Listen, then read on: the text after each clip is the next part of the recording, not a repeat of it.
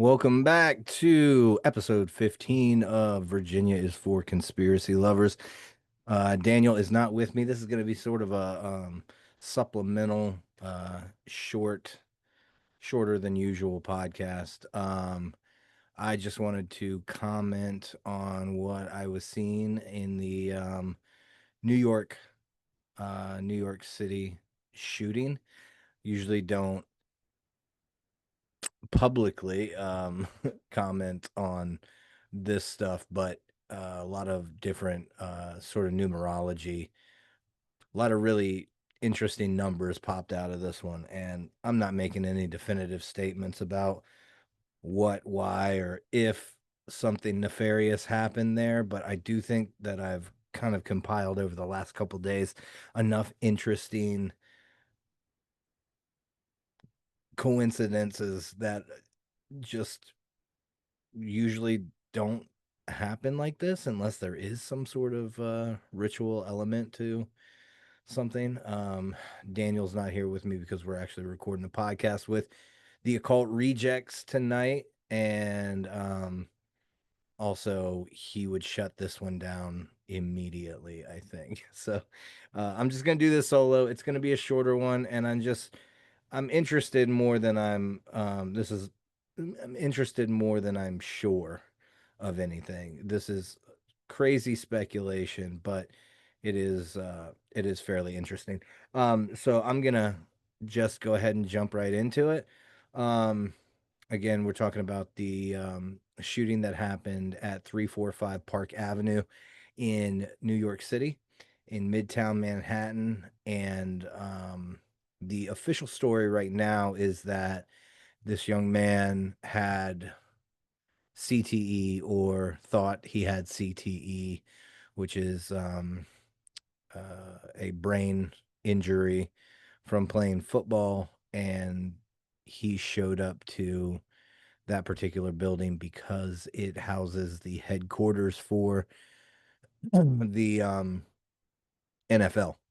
But I'm going to show you in a few different ways how that place is a lot more significant than just the NFL. And anyway, so that's the official story. It happened about 6:30 on July 28th. And I have been watching it kind of ever since then and noticing the changes in how things have been reported on, which some of that is to be expected. Uh, More information comes out, and you know, the news cycle changes a little bit, but some of this stuff can't change because it's just by nature of what it is, and it's incredibly interesting. If there's nothing to it, which there may be nothing to it, but if there's nothing to it, it is a crazy coincidence. So, um, the first thing that I noticed was that the quote unquote suicide note, um, the one that they're pointing to that explains and points to him having the New York shooter as having CTE and blaming the NFL and going after the NFL. So, according to CNN, the note stated this is what was written on the note. Terry Long, let me start over. According to CNN, the note stated Terry Long football gave me CTE and it caused me to drink a gallon of antifreeze. You can't go against the NFL. They'll squash you. Study my brain, please. I'm sorry. Tell Rick I'm sorry for everything. Okay. Now, that short note had been written across 3 pages. I've seen a photograph of it, and they're very small pages. But every news report I've seen has either read on the internet or seen it on the news. They've consistently stated that this was 3 pages, and they're almost like post-it note size pages. Um, but almost kind of like they're trying to make it longer. But it was a very short note that was written across three Three Little Pages. Um, so Terry Long was a professional football player who killed himself in 2005, and he killed himself by drinking a gallon of antifreeze. Now, when I compare that story to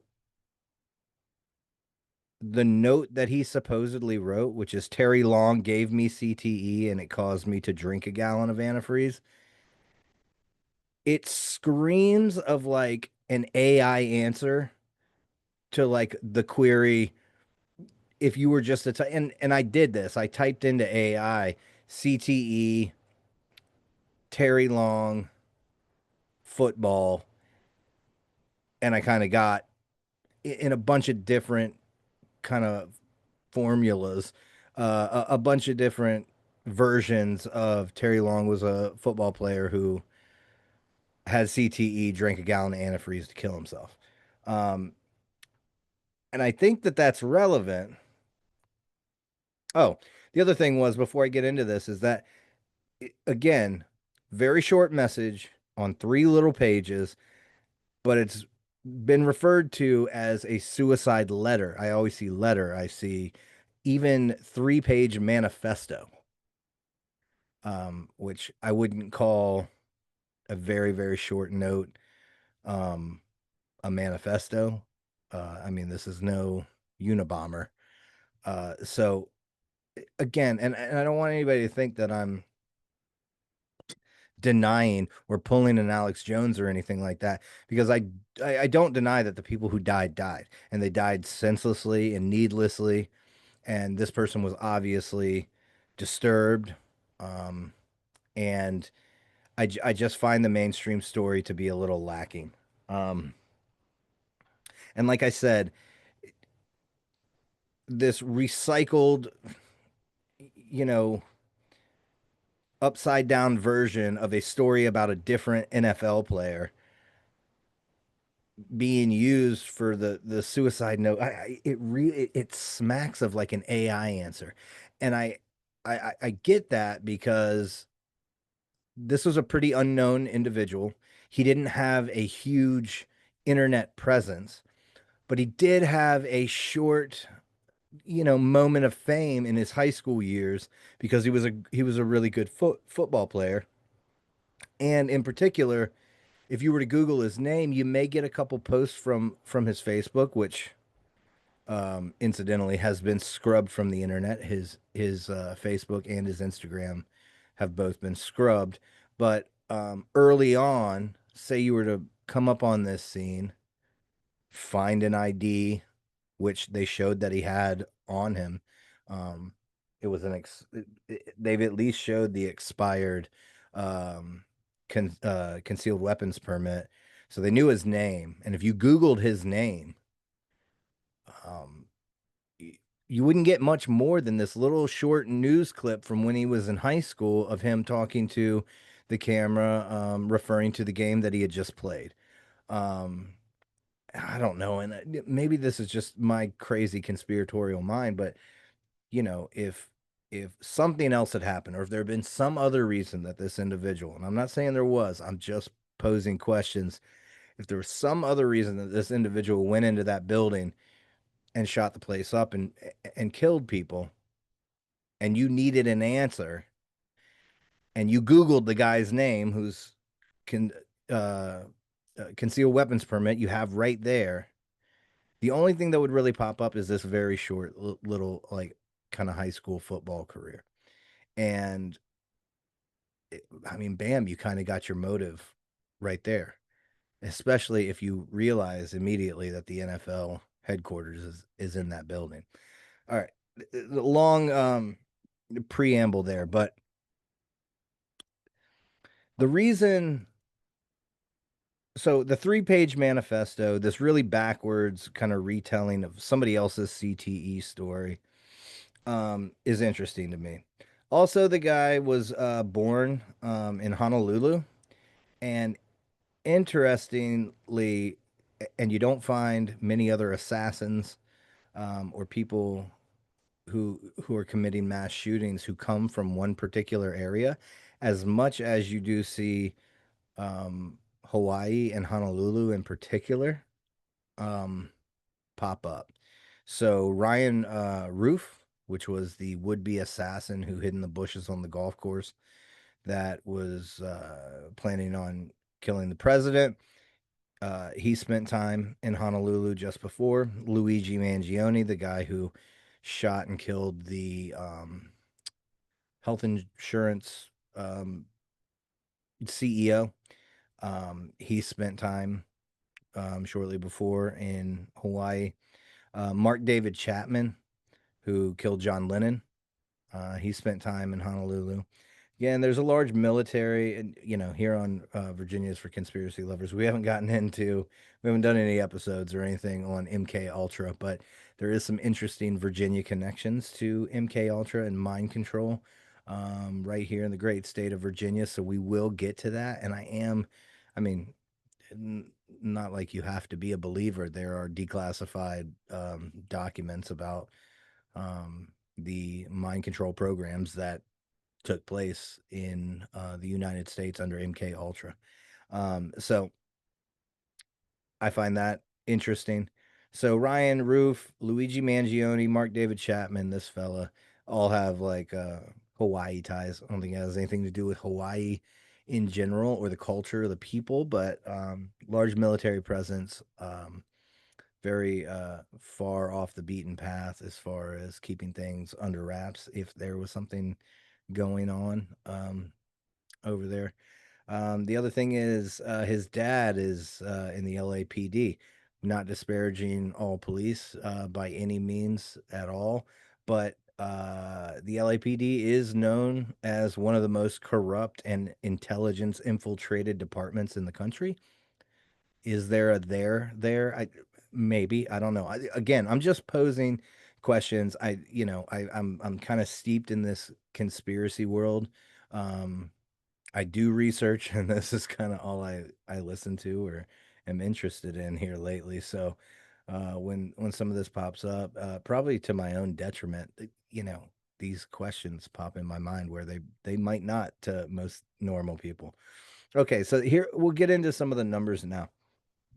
And this gentleman is the latest member of the 27 Club.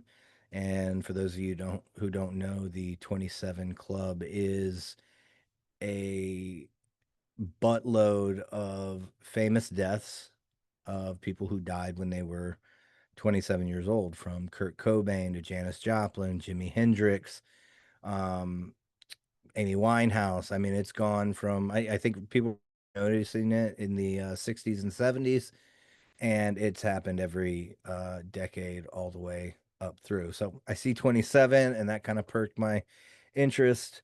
And then, you know, obviously, we've got a here at Virginia's for Conspiracy Lovers. And again, I know this is kind of old hat and it's kind of cliche in the conspiracy world now because it's been done over and over. But I do see, we see a lot of Masonic connections in things, especially with the hidden history that we deal with here. But a lot of people can read a lot of Masonic sacred numbers and things into a lot of these public rituals that happen on a big public stage, for anywhere from deaths taking place on a Route 33, or there's a lot of 33s in there. There's a lot of well, we'll get into it.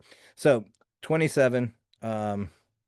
Significance in masonry of the number 27 um, is as the cube of three, which three times three times three. It's seen as a powerful symbol in Freemasonry, builds upon the symbolism of the number three, representing deity, creation, and the divine trinity, and the number nine, which is three times three, representing completion or perfection. Um, let's see here. The 27th degree in Scottish Rite Freemasonry is also known as the Knight of Jerusalem. The degree's narrative involves a historical conflict between the Pope and the Emperor, emphasizing the importance of individual conscience when tensions arise between church and state.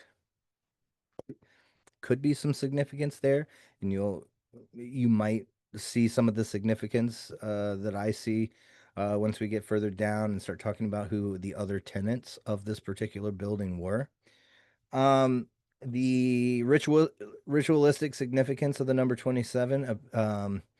It appears in rituals such as the Grand Tylers of Solomon, where the master knocks 27 times to open a mystic chamber. This chamber is a space for masons elect of 27 to work. That's not a area of masonry that I have really gotten into, but I'm definitely going to because that sounds interesting. Now, so we've got 27.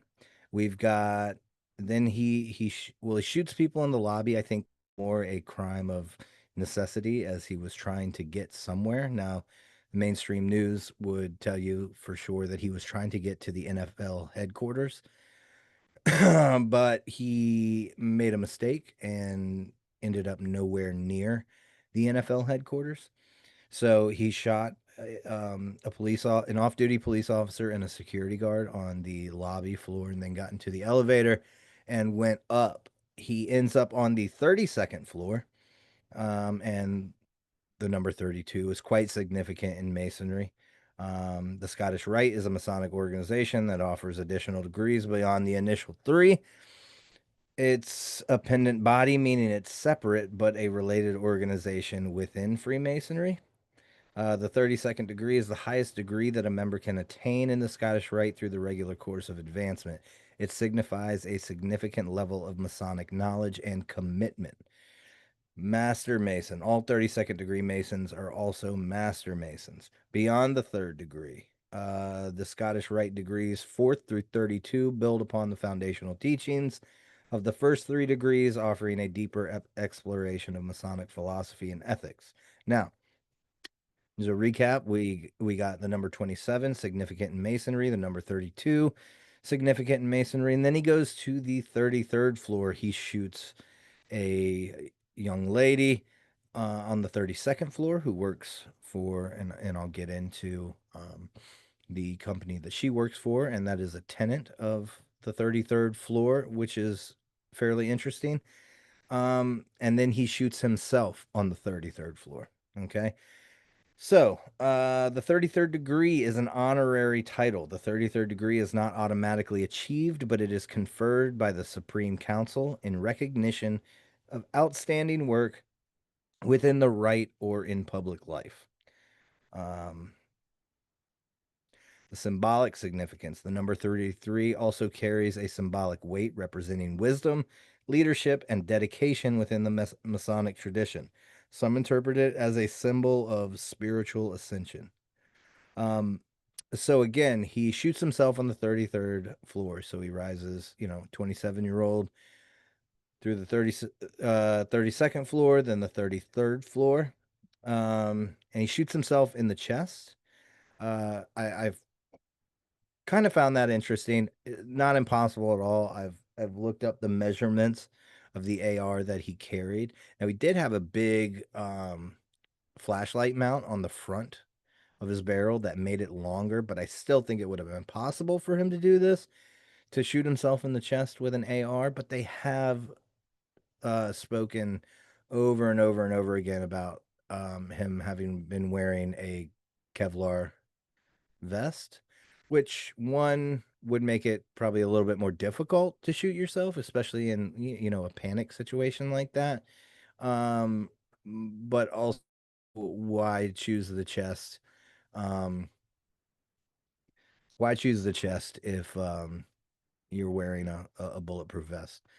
Now, again, the mainstream narrative is that he was there to shoot people in the NFL headquarters because he had CTE and he wanted his brain um, studied, and that's why he shot himself in the chest. Maybe. I mean, honestly, this could absolutely the mainstream narrative could be true.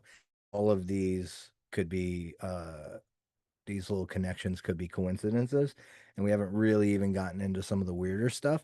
But again, I'm just posing questions. The building was a 44 floor building, and they keep saying that, and they keep putting it's.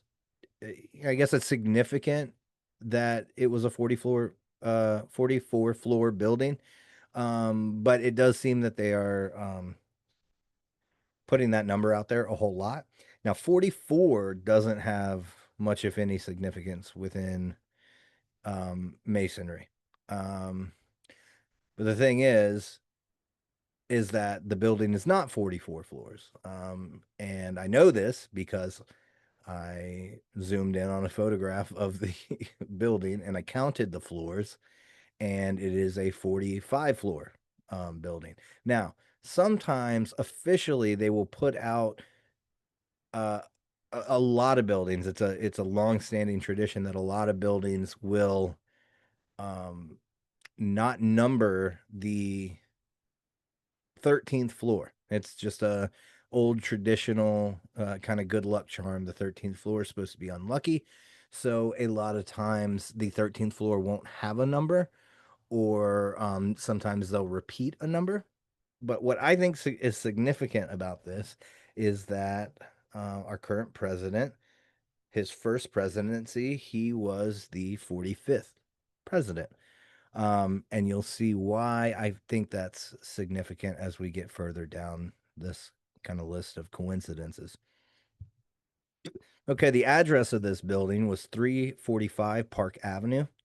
Now, the Pythagorean triangle, which plays very significantly into Freemasonry, the Pythagorean triangle, the numbers 3, 4, and 5 together form a Pythagorean triangle, which is a right angle triangle with sides in the ratio of 3, 4, 5.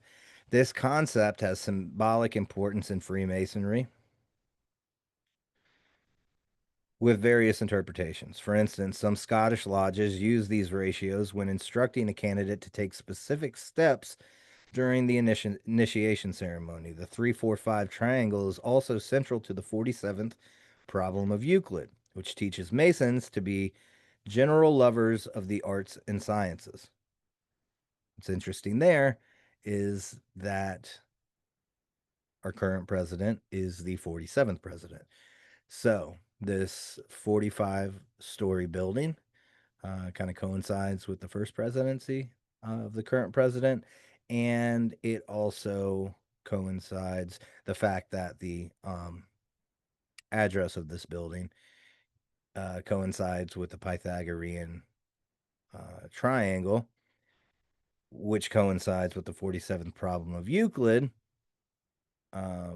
Again, highlighting that number 47. So the numbers 45 and 47 are sort of hidden in there, but I think significant. Maybe, again, just posing coincidences and questions here. It happened at 6:30. The shooting took place around 6:30 in the afternoon, the evening. 6 in Freemasonry. And the number 6 is associated with various symbolic meetings, including perfection, creation, and the Master of Brazen Serpent degree. It is also linked to the double triangle and the Seal of Solomon, a 6-pointed star. Furthermore, the 6 appears in the context of specific Masonic degrees and rituals. And then 30, in the ancient and accepted Scottish rite of Freemasonry, the 30th degree is known as Knight Kadash. The degree is considered one of the most important and culminates the Scottish Rite degrees in the Northern Masonic jurisdiction, which would be the North American jurisdiction of the Scottish Rite of Freemasonry. It is known as Grand Inspector. The term Kadash is Hebrew for holy or consecrated. All right. Now, they have blamed CTE and the NFL, or not blamed them, but put CTE and the NFL forward as the motive for this man to come in and commit this violence. But he killed a Blackstone executive and not an NFL executive. And interesting, Blackstone is an offshoot of BlackRock. And good luck finding the proof of that, because I had to go about 16 pages back of Google searches to find when and where they split off. And I should have wrote that down. But 100% Blackstone is a split off of BlackRock, one and the same. Almost the kind of real estate, or I'm sorry, investment arm of well, real estate and real estate investment arm of BlackRock. Also, they keep claiming that an NFL employee was shot. And they have thrown every single person's name who was shot out on the internet and in news stories on TV and on the web. But the NFL, this NFL employee who was shot, and I'm not saying that they didn't get shot, but I do find it interesting that that is the one person they haven't disclosed their name. Now that could be because they're still alive, and out of respect for them, they're not deceased, so maybe they're just keeping their name out of the press until it's a little more clear what is going to end up happening with that person, how that's going to play out, maybe. Again, this shooter, he is they're calling the NFL and CTE motive for his act. But he was, I believe it was 23 floors, all of his acts, other than the lobby, all of these acts happened 23 floors above the NFL headquarters. um, Now, Blackstone. Steven Schwartzman, owner and co-founder of Blackstone, is, surprise, surprise, close friends with Ghislaine Maxwell, another tenant. So Blackstone is one of the tenants of this building. Uh, Another tenant of this building is KPMG, which is an accounting firm. Now, KPMG sponsored Prince Andrew's IPI program that was given donations by Epstein. The 33rd floor, the individual who on the 33rd floor worked for Rudin Management Company. Now, Rudin Management Company is a property management, big, fancy property management company in the country. I think focus mostly in New York. Maybe they have stuff out, buildings and things that they manage outside of New York, but for sure in New York.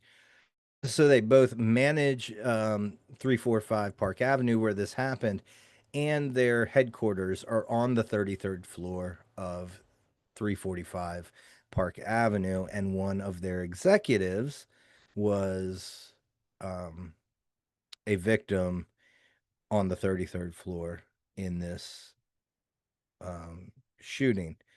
Now, Joel B. Rudin is a New York, so it's the Rudin Management Company. Lots of Rudins who work for the management company. But then there's also a Joel B. Rudin, who is a civil rights lawyer based out of New York City, and he represented Ghislaine Maxwell. Another tenant in this building is Deutsche Bank. Deutsche Bank is the bank that came into huge prominence in Nazi Germany and continued all the way until present day, and has an office in the 345 Park Avenue. Now, Deutsche Bank has recently agreed to pay 75 million to settle a lawsuit brought by a group of women who accused the German lender of helping facilitate Jeffrey Epstein's sex trafficking operations. The settlement is expected to draw a line under legal claims related to Deutsche Bank's relationship with Epstein, who became a client in 2013 after he was dropped by JP Morgan. So, another tenant that is in 345 Park Avenue is Loeb and Loeb. I think I'm saying Loeb or Loeb. I think it's Loeb and Loeb. They are a investment firm. They handle US China corporate deals, working with clients on transactions, IP, tax, and disputes, of which they have been in some hot water in the recent past for things called reverse mergers. I tried to bone up on it as I was going through this stuff, but it's going to take a little more work. They've been in some trouble with the SEC. Anyway, but they are based in that building as well. Here we go. I'm sorry. Loeb and Loeb has represented Chinese companies going public in the U.S. as well as private equity funds and investment banks involved in China-related transactions. They also assist U.S. media and entertainment clients with interests in China. Emily Loeb worked for the Biden administration. She was one of the, um, I guess, lawyers uh, in the committee on the January 6 hearings. Um, Capital Trust Group is also a tenant. They're managed by Blackstone. Then there's Wafra Inc., investment firm, which is a Kuwaiti backed investment firm. So an investment firm backed by the Kuwaiti government. Wafra and Trump's AI initiative. A Bloomberg report mentions that Abu Dhabi's MGX is helping to fund Trump's $100 billion AI plan. That same report mentions that a managing director on the legal team at MGX previously worked at Wafra Inc. So that's all the tenants that exist inside that building. And I don't want to jump to any conclusions. And like I said, again, this could be exactly what they're saying it is. This guy, I call him a kid because I'm old as dirt, but this the shooter, he could have had some longer lasting issues with CTE. I know that they claim that they found, depression medication. I'm assuming it's an antidepressant. Um, There's like 90% of Americans are on, I don't, that's not a real number, but a whole lot of us are on antidepressants, and not a whole lot of us shoot up buildings. They also claim that in his apartment or house in Las Vegas, they found medication for epilepsy, which would, I guess, coincide with traumatic brain injuries. I'm not sure. That's also recently, this was a new piece of information that came out, I guess today, that they also found another note, which again they refer to as a letter, and it's in all these headlines. Another letter found from the shooter. So you've got a 3-page manifesto on the scene, which actually ends up being a very short blurb written across 3 very small pieces of paper. And then you have a letter at his other house, and then when you dig in and look into what this letter was, it was another short note, just saying that he um, that he feels like he's a disappointment to his parents. Very short and to the point. I find it interesting that other than the NFL, every single tenant in this building is in some way, shape, or form on Trump's shit list, or possibly, if you believe the newer accusations regarding the Epstein stuff, possibly people that maybe the president might not want talking. If you needed to send several different separate entities a message, you couldn't pick a better building to do it in. Again, not saying that's what happened. I just find it crazy interesting that this kid jumped in a car, drove all the way to New York in a day from Las Vegas, and chose this building. I'd be interesting to find. It'd be interesting to find out um, if they can, go through phone records or internet history and see if he had, looked up this address. I'm guessing he did in some way. The other thing that's interesting that I was reading today is that his boss. I did keep reading early on that he obtained the gun legally. He obtained the gun legally. I mean, I must have read that in 25 different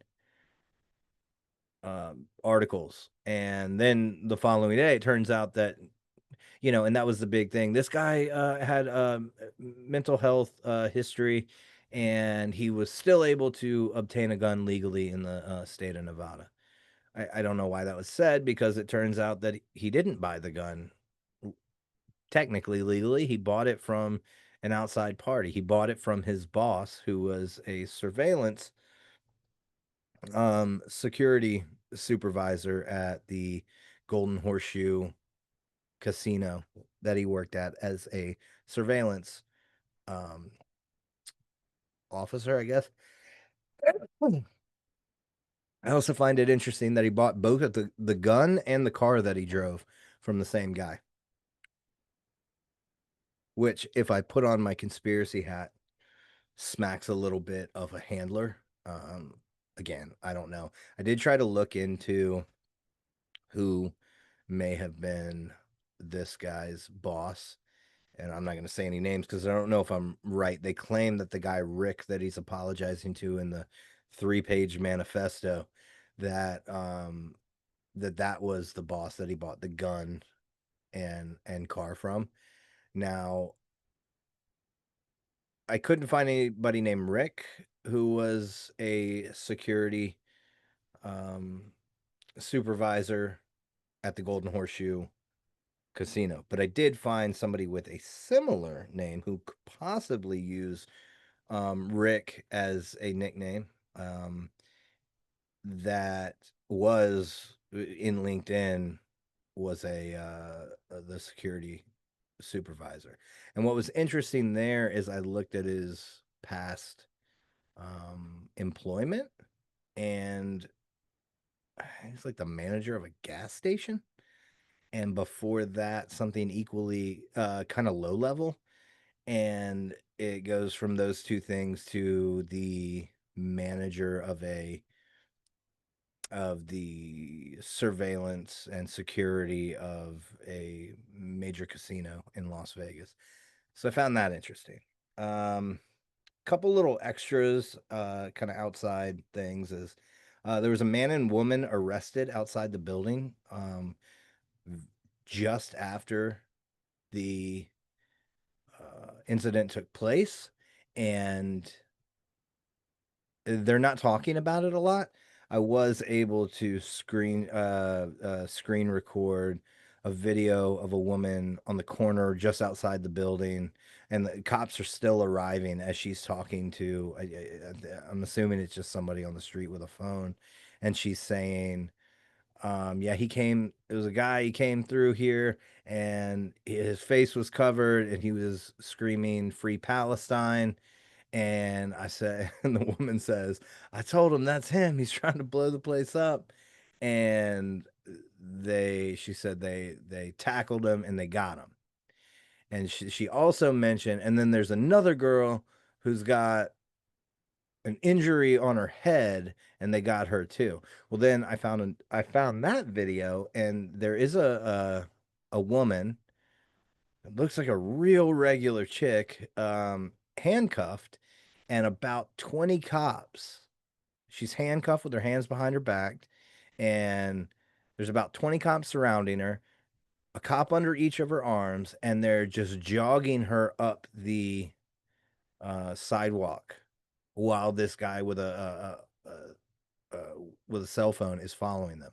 And then as they get her all the way to the other side of another building, they kind of notice that the guy is filming, and they just kind of quietly go, "Oh, time to go." And they get her back up, and they jog her back down the sidewalk back towards the scene. And she does have like a small scrape on her forehead. Now, what I've seen in like one place is that supposedly these two people had been recently, very recently, to a free Palestine demonstration protest somewhere in the area, and that they were coming back. And I guess it's possible that they had no idea that this was going on because it could definitely be a wrong place, wrong time sort of situation. And they walked through just a crew of cops who probably had no idea specifically what's going on, other than, shots fired in a building. And then they get there, and some guy is walking through yelling "Free Palestine," and they just assumed. So it'd be interesting to find out if those people are kind of cleared of anything, or if they talk about them at all. I found it kind of interesting that they have not really discussed those people very much at all. So, just to recap, that's about all I've got. I looked up some other things. There's some deeper stuff within each one of these companies who are tenants in this building, and they all connect back to the president, and most of them have a tie in some way, shape, or form to Ghislaine Maxwell or Epstein. And so it would be worth a episode had this shooting never taken place in this building. If I had found out through some other means that this building had, let's see, where is it? That this building had one, two, three, four, five. Hold on. Lost it. Keep losing it. Five,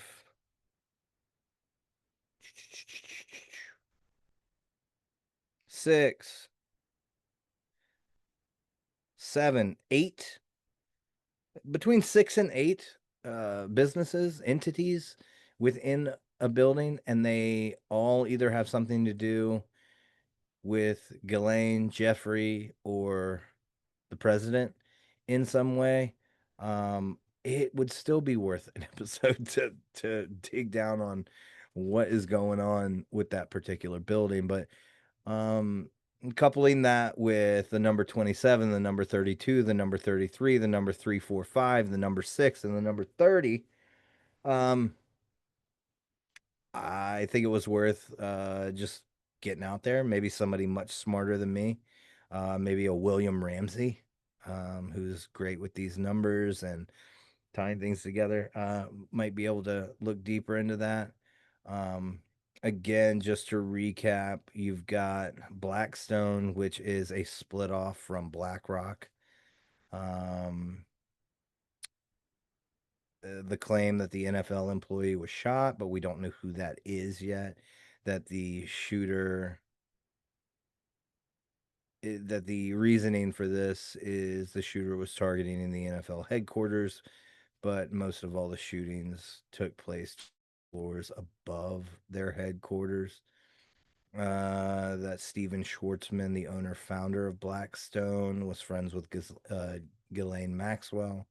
That KPMG, the accounting firm, sponsored Prince Andrew's IPI program that was given donations by Epstein. That Rudin Management Company, which manages the building and has its headquarters on the 33rd floor where the whole thing ended. Um, I believe, I could be wrong on this, but I do believe that Joel B. Rudin, the civil rights lawyer out of New York, is part of that family and represented Ghislaine Maxwell. Deutsche Bank, the Nazi bank, recently paid out 75 million in a lawsuit to a group of women who accused the German lender of helping facilitate Epstein's sex trafficking operations.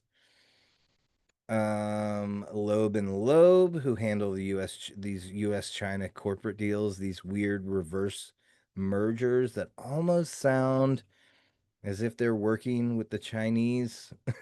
Again, I can't make heads or tails of a long division problem, much less dig into a financial investment company. But from what I was able to glean from the short little bit of research I did, it seems like some shady cooperation with Chinese companies and intellectual property stuff. Um, that Emily Loeb of the Loeb and Loeb Company worked for the Biden administration and specifically was part of the committee during the January 6 hearings. Capital Trust Group, which is managed by Blackstone, and Wafra Inc., the investment firm that is backed by the Kuwaiti government. That one's pretty interesting. And this connection between so Trump has somebody on staff currently.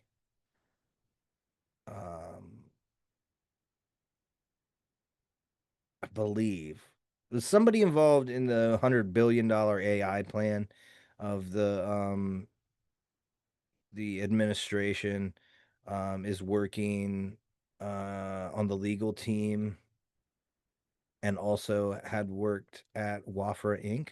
So anyway, that's all the stuff I got. Look for us on the Occult Rejects. We're gonna do some visuals to back up the William and Mary alignments that we couldn't get the visuals to work for the last time that I was on there.